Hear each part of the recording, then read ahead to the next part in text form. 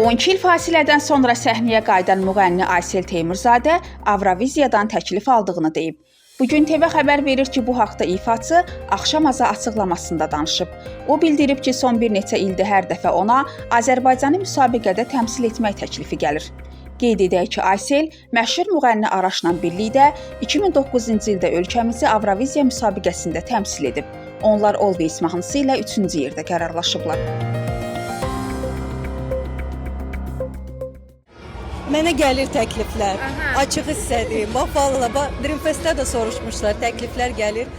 İnanın mənə son illər hər il gəlir. Mən getmirəm. Niyə? Bəzi səbəblər var ki, getmirəm. Yəqin siz özünüz də bəlkə başa düşürsünüz. Amma bilirsiniz, bəlkə gələr bir gün gedərəm, amma əmin deyiləm, bilmirəm. Nə vaxt hiss eləyərəm, hələ ki hiss eləmirəm. Hüsniyə Salmanova, Samir Əliyev, Bugün TV. Səbəblər Azərbaycandan gəlir, yoxsa başqa? Yox, ancaq Azərbaycandan. Azərbaycan.